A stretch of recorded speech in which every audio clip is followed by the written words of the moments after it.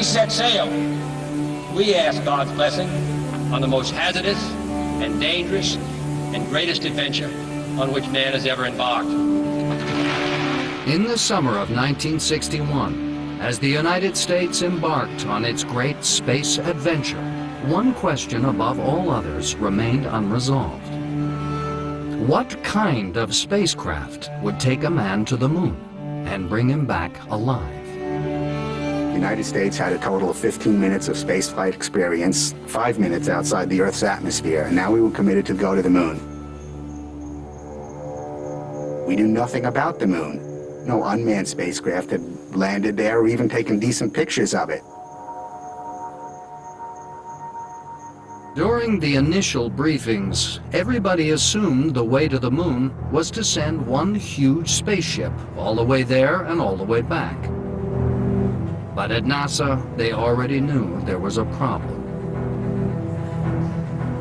It required landing a big, heavy, bulky spacecraft on the lunar surface. It required lifting an enormous amount of weight back off of the moon. One additional disadvantage was that it required a rocket that probably was going to be 50, 60, maybe 70 feet high. And it finally occurred to some of the engineers, how are these astronauts going to get out of this big vehicle and get down on the lunar surface?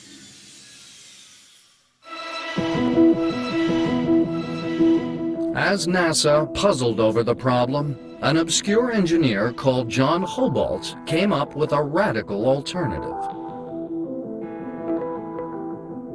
Instead of taking a single giant spaceship to the moon and back, why not build a second, lightweight craft that would shuttle between the moon and a mothership? It would be smaller, lighter, and much more maneuverable. There was only one massive drawback. To get back to Earth would require the lunar shuttle to rendezvous with the mothership in lunar orbit. You're 250,000 miles from Earth, and he's proposing this in 1961 when we had no spaceflight experience, and just rendezvousing and docking in Earth orbit concerned everybody. Every time he brought the idea up, he was shut down. Everybody said that he didn't know what he was talking about. The opposition was led by NASA's foremost rocket expert, Wernher von Braun, who had always favored the big rocket approach and now told Hobalt to cut the lunar rendezvous crap.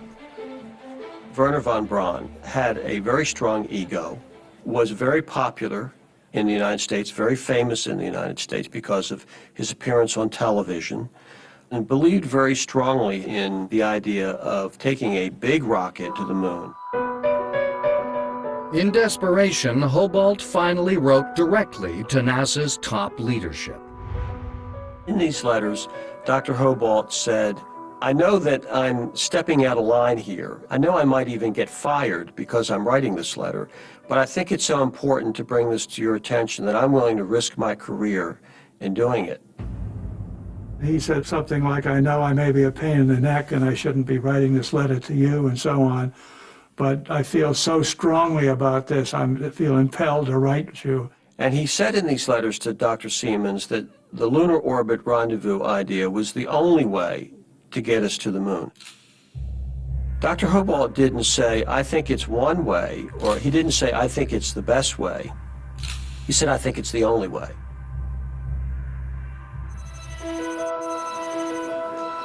But Siemens was sufficiently intrigued to recommend that Hobalt's proposal should at least get a serious hearing. It was a turning point. At a meeting in June 1962, called to hammer out a solution, von Braun took everybody by surprise. The von Braun team gave a presentation, and when they finished, Werner stood up and he said, I'm really proud of our group. He said, that was a wonderful presentation.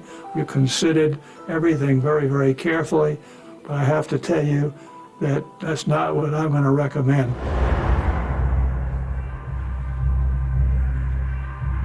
I'm going to recommend that we go lunar orbit rendezvous. It was such a surprise to everybody that even his own staff people, several days later, had a private meeting with him, and they said, "Why in the world did you say that? What led you to believe that? We were completely surprised that you decided to announce for lunar orbit rendezvous." Belatedly, von Braun had recognized it was the only way. And in the fall of 1962, U.S. aircraft manufacturers competed to build what became known as the Lunar Excursion Module, or LEM.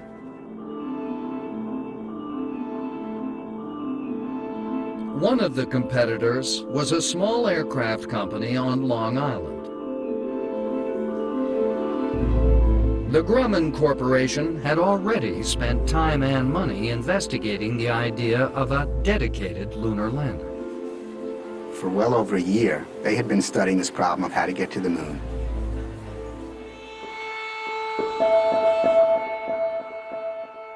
Grumman's proposal was made up of two distinct stages, each with its own engine.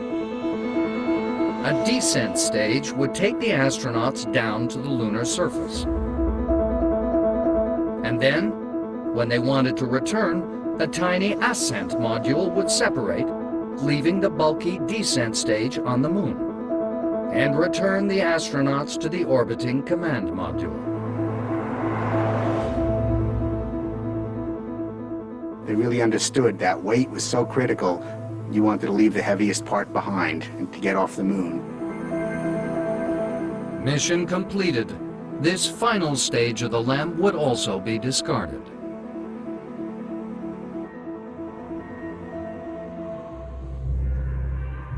You must remember how many things we didn't know at the very beginning.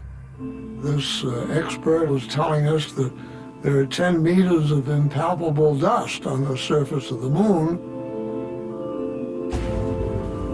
And we worried tremendously about tipping over. In fact, we made, I think, something like 400 different computer runs because we didn't understand what the dynamics of the landing would really be.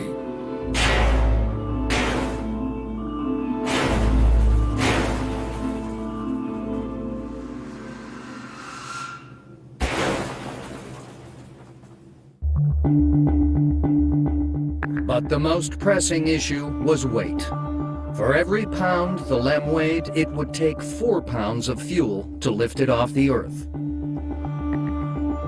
Grumman's original design has a large spherical top half, the ascent stage, with these very large glass windows. Well, there's no way you could have those heavy glass windows.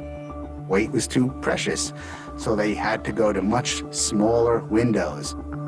There were also seats.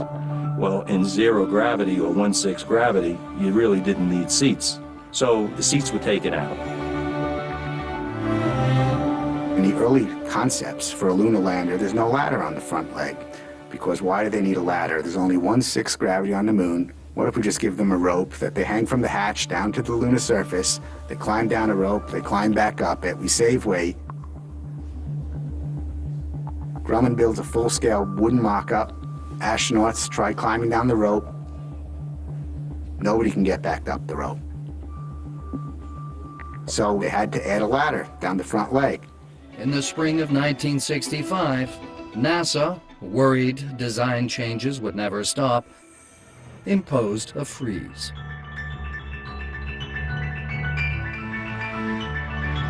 It was an entirely independent spacecraft with its own motors, fuel, life support system, and navigation equipment. To some at the time, it seemed excessive. They couldn't have known just how important it would turn out to be.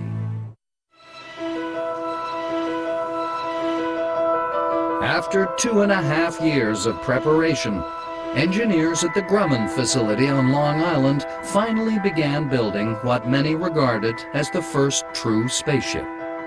It was built in one of the world's first clean rooms. In zero gravity, any floating foreign body would be a hazard.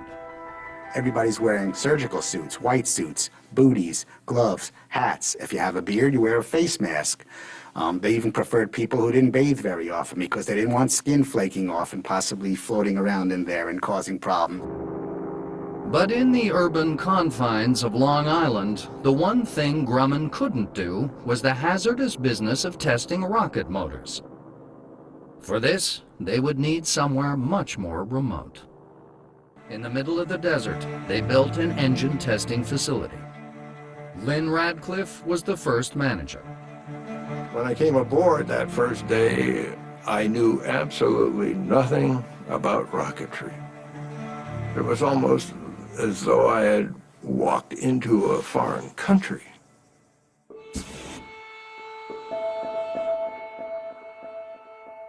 The LEM was equipped with two very different rockets. The first, the so-called descent engine, would take the LEM from the command module down toward the lunar surface.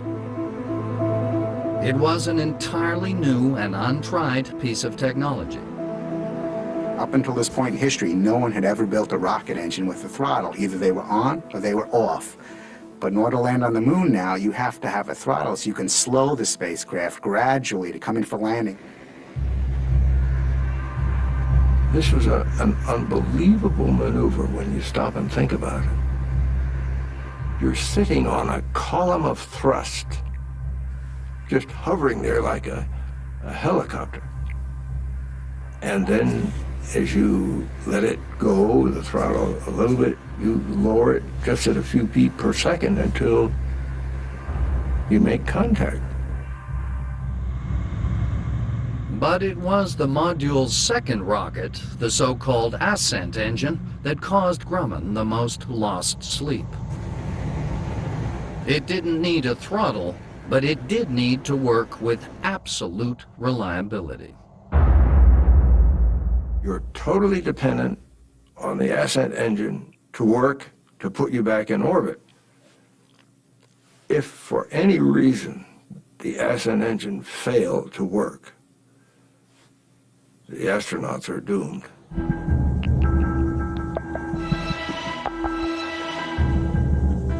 To keep it simple, it used so-called hypergolic propellants, a rocket fuel and an oxidizer that explode on contact. There were no pumps and no igniter.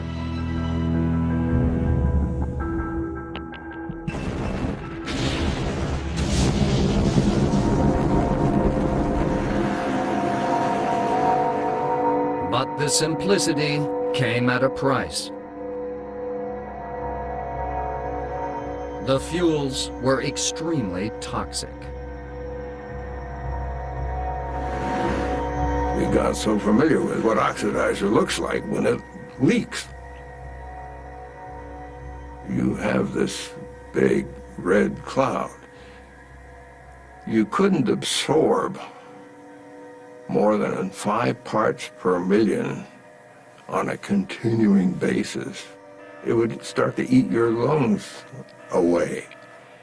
So if we had a spill, and if the wind was just right, we had to get the police out and get people to evacuate.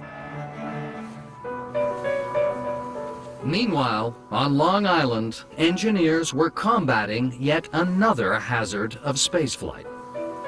In space, you're facing the sun, it's 240 degrees. The dark side is 240 degrees below zero.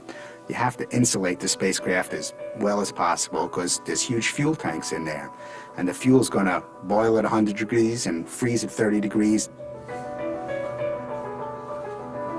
Such a huge temperature variation could also cause the craft to buckle. Yet Grumman couldn't afford heavy heat shields. Fortunately, for the space program, DuPont had developed this new material. It was aluminized mylar. It was a gold color, and they found if you built it up to perhaps 25 layers, it's an excellent insulator. By the mid-1960s, with just over 4 years to go before Kennedy's deadline, the Grumman facility on Long Island began rolling out the first full-scale lunar modules.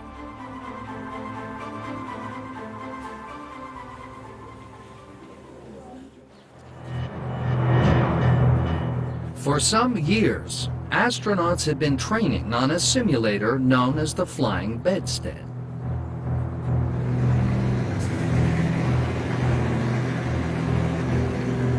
It's basically a jet engine in the middle, little rocket engines all around it on the outside, just like the lunar module, and astronauts sat in a little capsule in the front. And they would take off vertically and hover and try to simulate landing on the moon.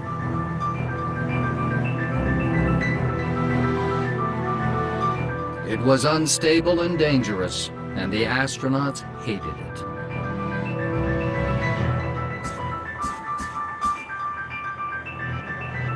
Neil Armstrong had to eject out of it right before it crashed.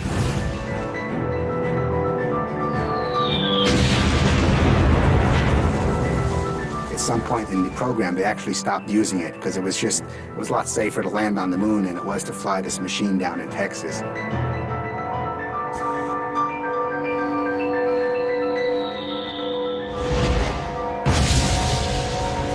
It was just too unstable.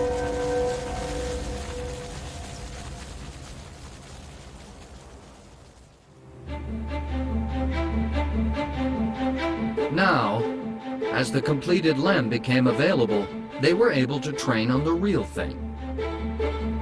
It was installed in a test facility with a camera that projected images of an artificial lunar surface through the windows. They would actually run through complete missions in the lunar module. Next to it, there was a desk where the instructors sat, and they would introduce all sorts of faults, flip a switch, something would go wrong. The astronauts in the simulator would have to deal with it and try to figure out what was wrong, how to salvage the mission.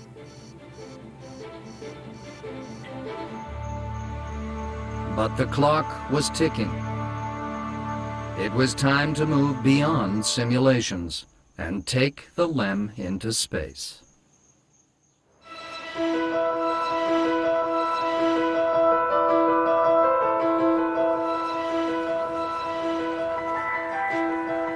In the summer of 1967, the first space-ready lunar module was transported to Cape Kennedy.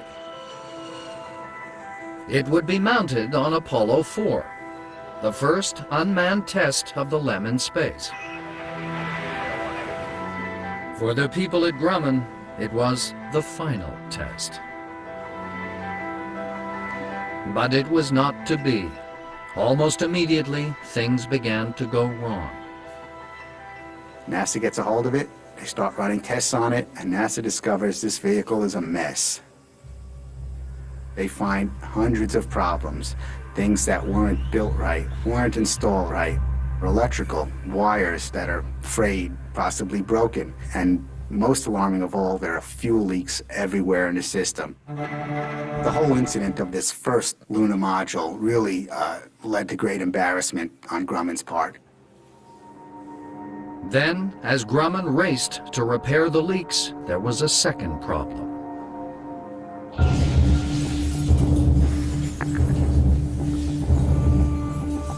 As the lunar module was pressure tested in a vacuum chamber, a window blew out.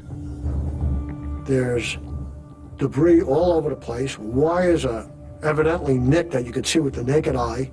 There are physical holes in the structure. And I was like, oh my God, here I am. I'm on the job 2 weeks. Look what happened. While his colleagues worried about why it had happened, Rocambole was told to clear up the mess. He asked NASA what to do. NASA came back with criteria for cleanliness. If you have particles of this size and so many per cubic inch, you know, the astronaut will get an itchy eye maybe. If there's so many more particles and they're bigger, he'll get a sore throat. If they're bigger still, he could bleed. If they're bigger still, he's in danger, his life. It would mean going through the LEM with a fine-tooth comb. The technicians would go in there with filter paper and camel hair brushes, and they would clean what they could not see. and it would collect it on the filter paper. That was sent back to a Grumman quality lab. But what had caused the blowout? Was there a design fault? Had the window been badly fitted, or had it been damaged during construction? Grumman was never sure.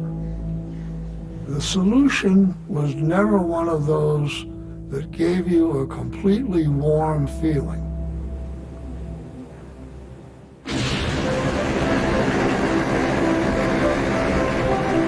Every window was checked and replaced in the hope that it would be all right. And 6 months later, Apollo 5 took an unmanned lunar module into space.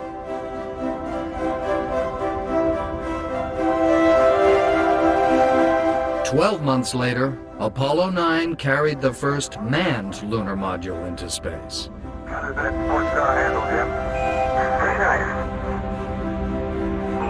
And Apollo 10 took a manned LEM around the moon. This engine is just beautiful.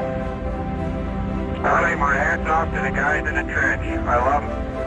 Yeah. It was time to take the LEM down to the lunar surface. How's the view, Tim? Charlie, it might sound corny, but the view is really out of this world. Liftoff. We have a liftoff. 32 minutes past the hour. Liftoff on Apollo 11.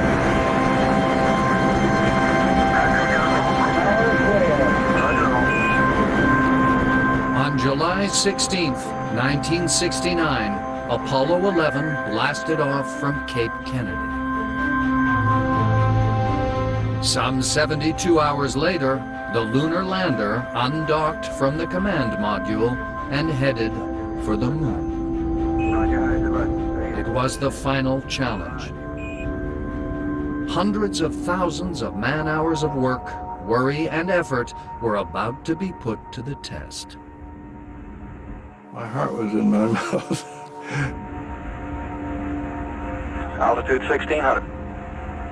We'd come to a moment of truth that would last only 12 minutes. If I could have held my breath for 12 minutes, I probably would have. 21 down, 33 degrees. Grumman had simulated the maneuver hundreds of times, but the reality was proving different. The astronauts were heading for a boulder field. As Armstrong searched for a safe landing place, the fuel began to run dangerously low. The only call-outs from now on will be fuel. We had very small margins. 120 seconds margin for landing sounds ridiculously short. 60 seconds. 60 seconds. We were all counting seconds as to how much fuel we thought remained. 30 seconds.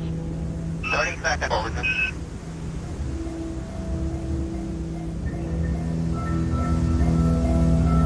It just seemed an interminable period of time before we got those wonderful words that the Eagle had landed. Roger, tranquility, we copy on the ground. The LEM had landed with less than 20 seconds of spare fuel.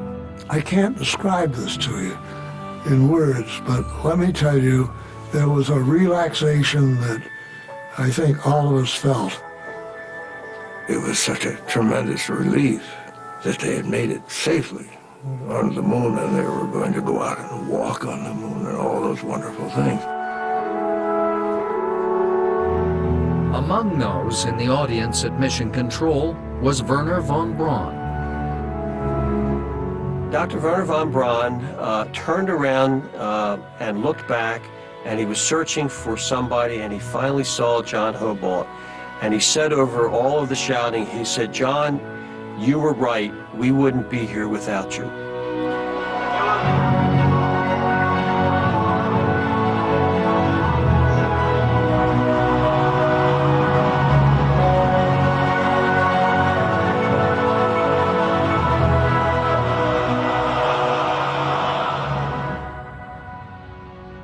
But as the world celebrated, Grumman's engineers knew their most testing moment was yet to come.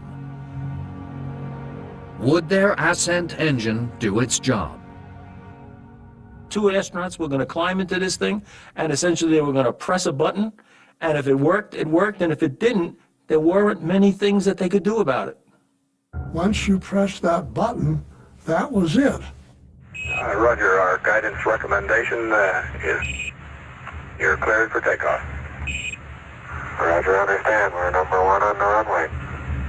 Roger.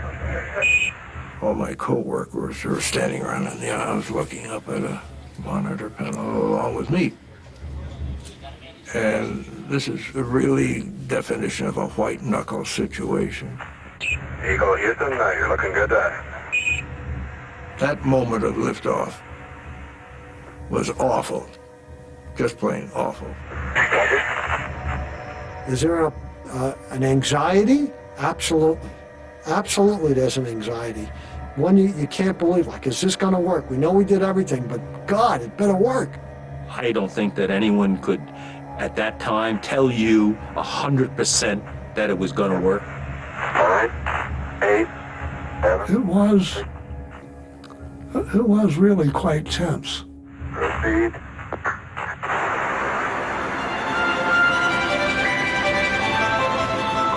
It worked like a dream. They started putting TV cameras on later landers when you could see the ascent engine, and it didn't build up like the Saturn V where you saw the flames coming out and it slowly lifted off. It went up like a shot, like, wow!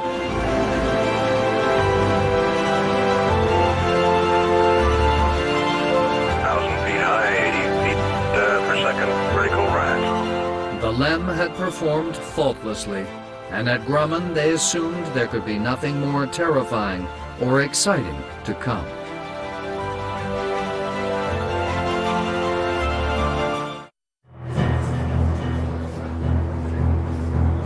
Houston, we've got a problem.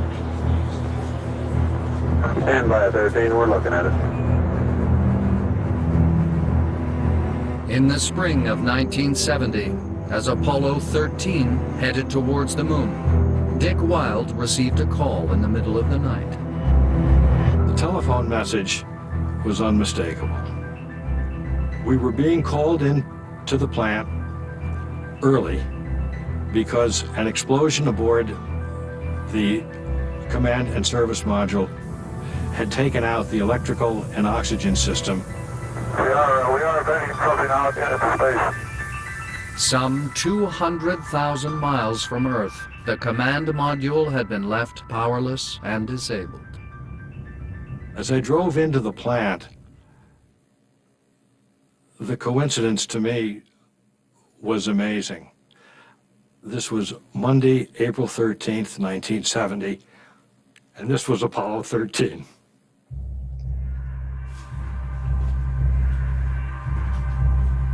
All of a sudden, everyone's attention is riveted on Apollo. All around the world, people are watching what's going on. Praying for the astronauts. Are they going to make it? Are they going to die in space? It was the nightmare scenario. They were hurtling uncontrollably into space with diminishing supplies of fuel, electricity, and oxygen. Mission control, we're looking now looking towards an alternate mission. It was the most serious, worrisome thing because of the imminent possibility of losing our astronauts. With the command module out of action, there was only one hope. The crew retreated into the lunar module, which carried its own supplies of oxygen and fuel. But what to do now? The LEM's highly specialized rocket motor lacked the power to break their momentum.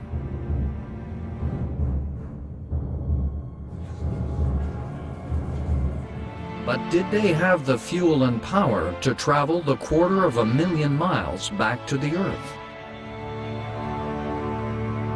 Everything depended on the LEM.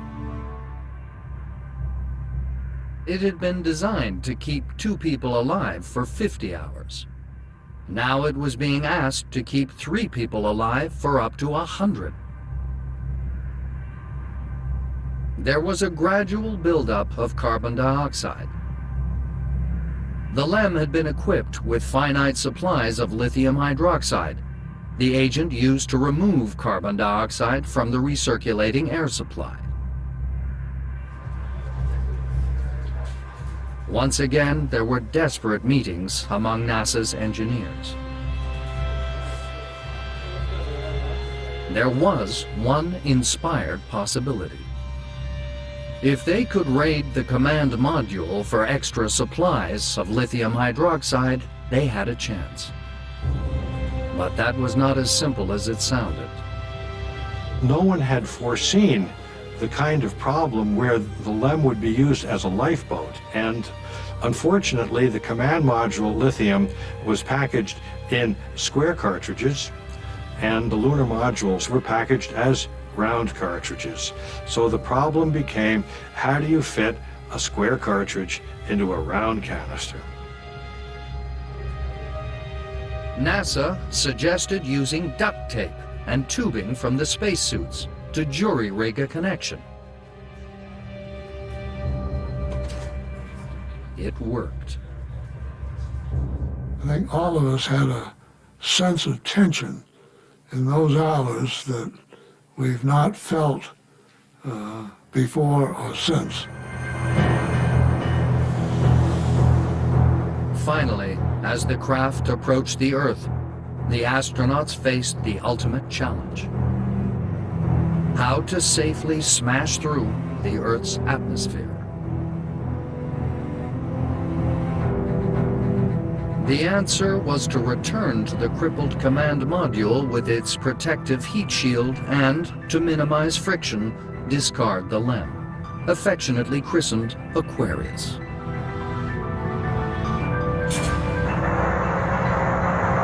Very well, Aquarius. Thank you. This is Apollo Control Houston at 141 hours, 31 minutes into the flight. We've had lunar module jettison.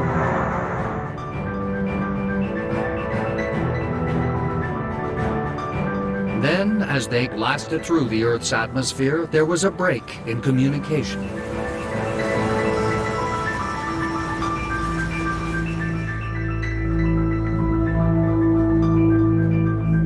That was an awfully worrisome time. We did not hear from them. You can't have radio communications while this thing is going through that entry until it comes out to a point where you can pick it up again.